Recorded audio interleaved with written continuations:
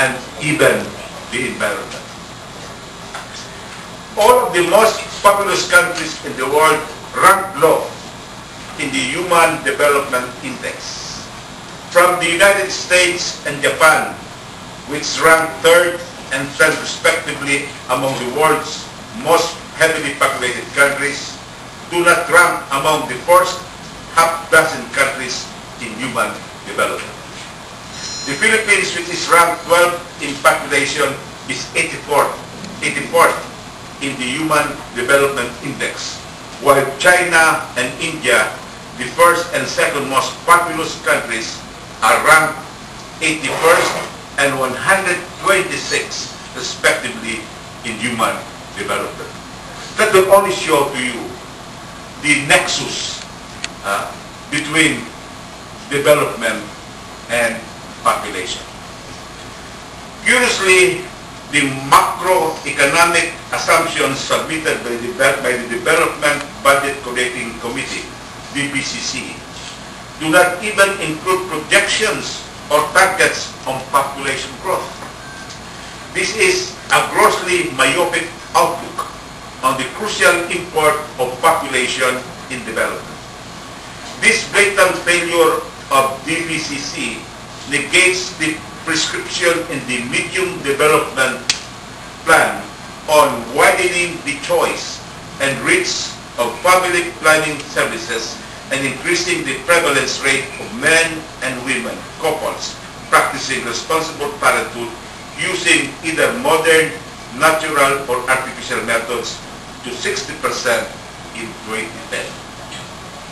Moreover, this lapse overlooks 6 of the 8 major components of the Millennium Development Goals, which our country is committed to achieve by year 2015.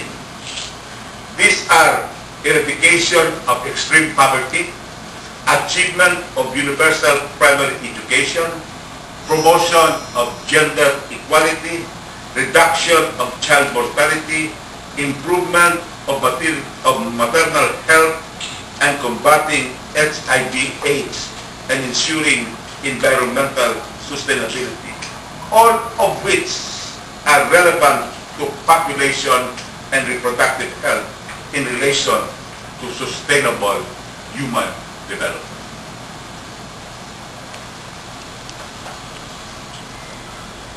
Surveys will show, and this is very important, and the surveys are consistent for the past 15 years, that Filipinos at the rate of 92 to 98% would like to control their fertility and plan their family. And again, the surveys would show that more than 80% of the electorate would vote for candidates who have agenda on family planning and would like to use government funds for family planning. That is why, personally, during the last electoral campaign, the Catholic Church pilloried my daughter and I during that campaign almost every day because of our advocacy for family planning, including contraceptive use. But at the end of the day, we did not beat the political opposition in Albay. We beat the Catholic hierarchy. Because people believe that family planning is important, and they would like, again, to control their fertility and plan their family, including the spacing of their children. That is really indicative of the accuracy of the surveys for the past 15 years. Now, let me share with you some important points with respect to the pending bill on reproductive health and family planning in the House of Representatives. And there are also counterpart measures in the Senate. The goal or the objective of the bill is not or is beyond a demographic target. The purpose really is the creation of an enabling environment for women and couples to make an informed choice regarding the family planning method that is best suited to their needs and personal convictions. We are not enforcing, we are not compelling any form of family planning method.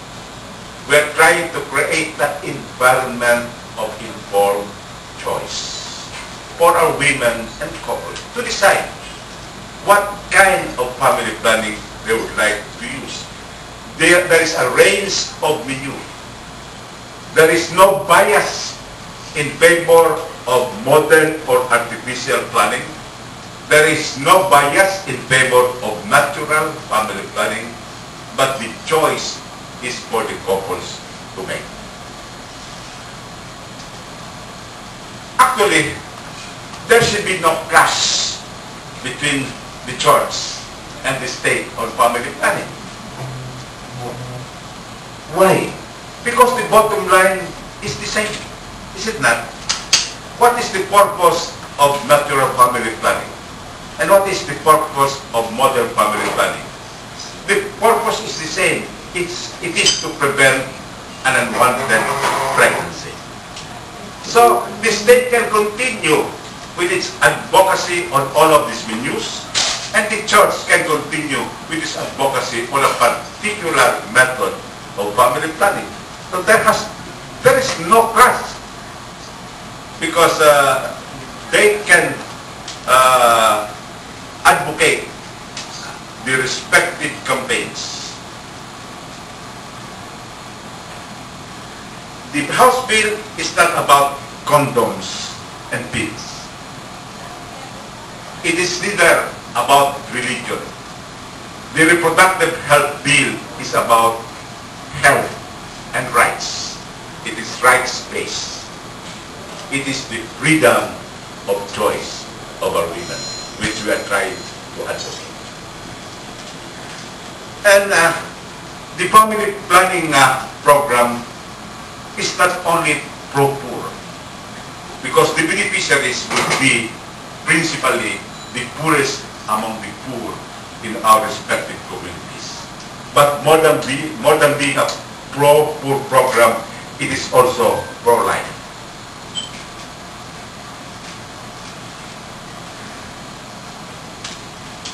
And the principal benefits, if we are able to enact a national law on reproductive health, family planning, and sustainable human development, would be the following. 1, lower infant and child mortality. Better health for mothers and children.